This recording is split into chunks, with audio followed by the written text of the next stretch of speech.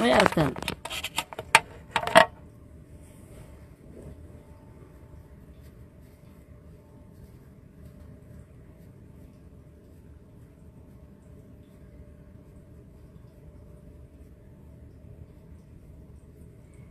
بأي جدان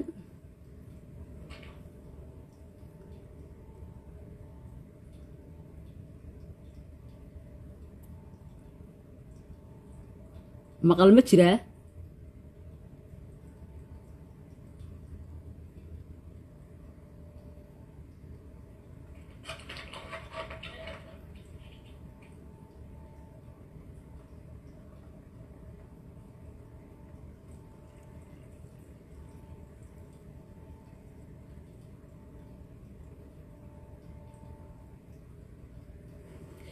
وعد السلامة كلجين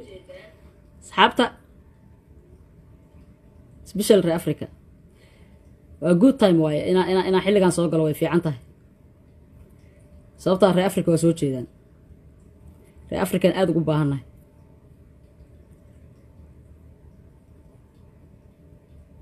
وعد السلام أصحابتا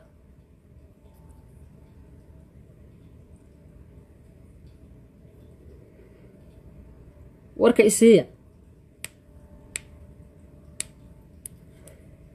وأي جدان ما هو أنت سمعت جعل وائد سلامي أنت حمانت تشعل ذيك كانوا كجرتان بس كاي داوضة wax cusub ba jiraan aan ka ahayn inaad ceeb wareejinaysaan yaa waxaan arkay wax yar ka hor walaalkeen maxamed buskud oo muuqaal soo duubay oo dhahayo biliis gabdhaha Soomaaliyeed ee wareejinayo kilibka gabadha walaasheen ah ha sii faafinina waa gabar walaashiin ah ha ku diganina isagoo dhahayo maxamed buskud horta waa mahadsan tahay aboowe waa run in ma aragtay gabdhaha especially gabdhuhu inay ma aragtay ay wareejiyaan waa ma fiicna laakiin maxaa la sameeynaa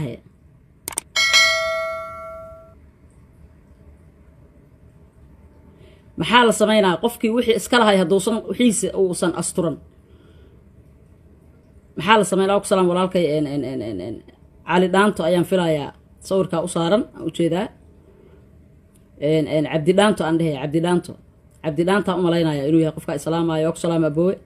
magacii waa bedeshay ina aayiyad aad ku xijisay kulligii waa islaamay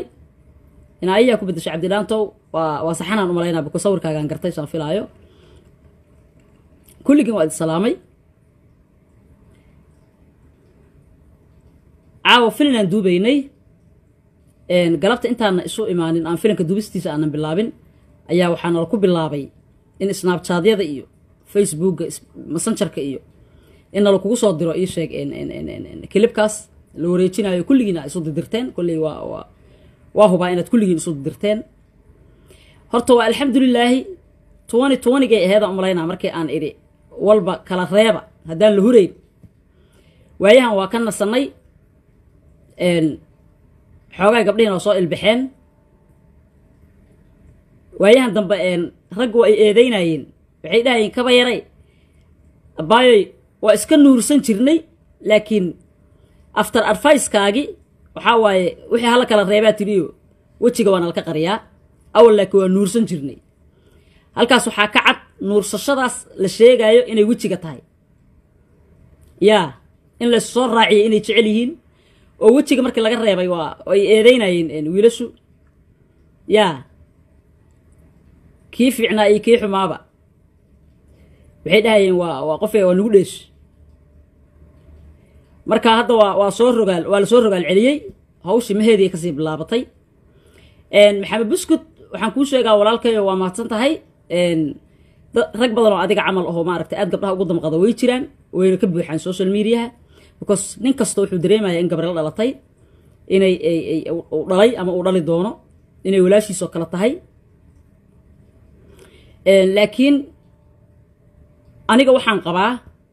oo waxa ugu weyn caawan life kan u soo galay waxaan rabaa in halkan fariin uga diro reer Africa horta America iyo Europe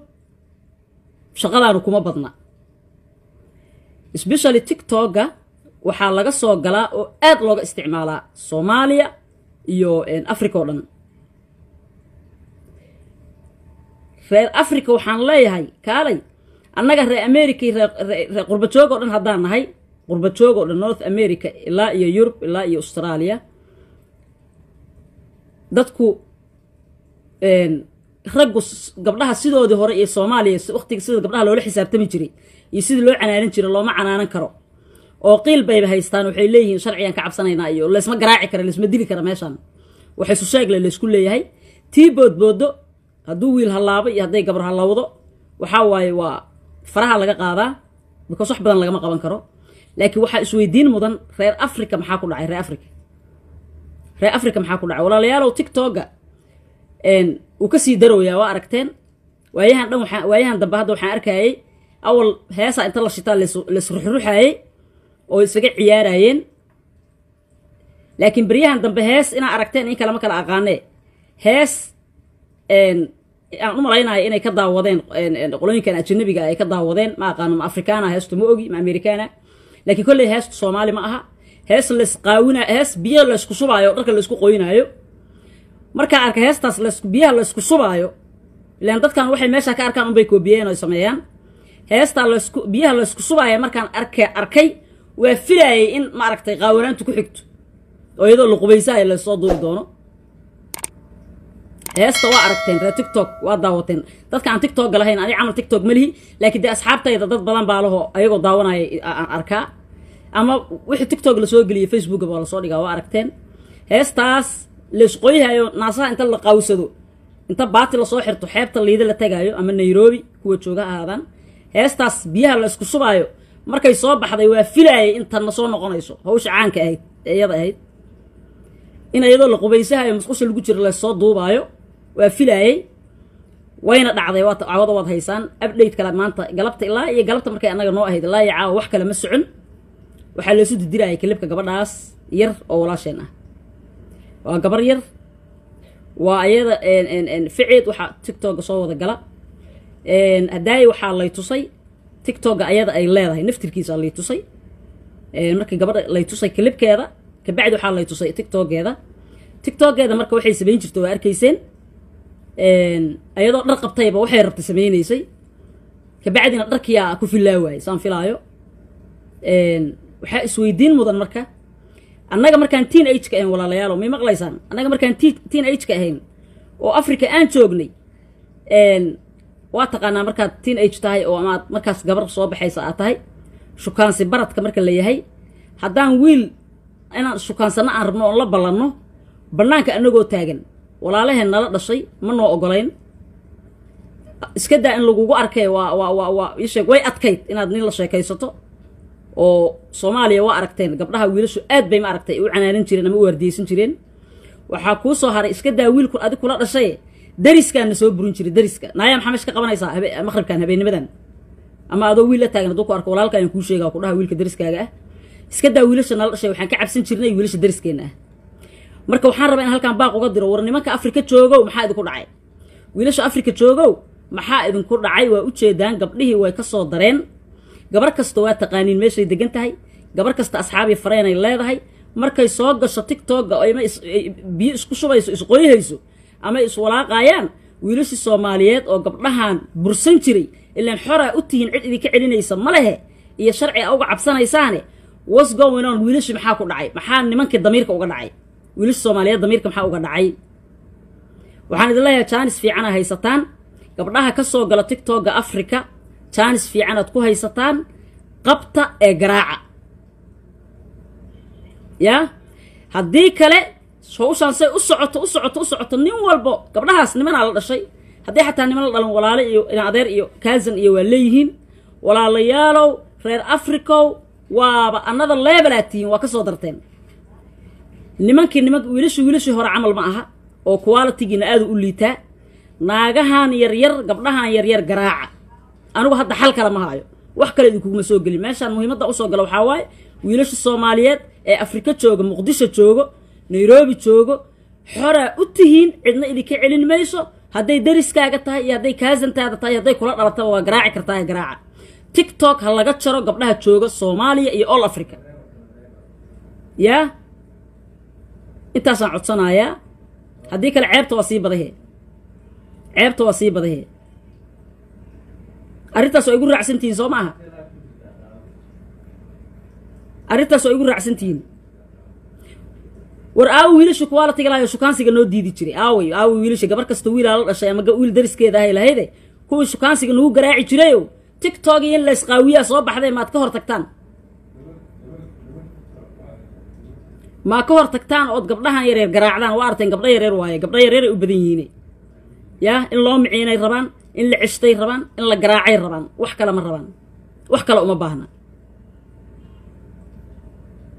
marka arrintan meesha ay ka liidato waa xagga wiilasha waay wiilasha walaalow macaanow haddaad ma aragtay nin damiir la tahay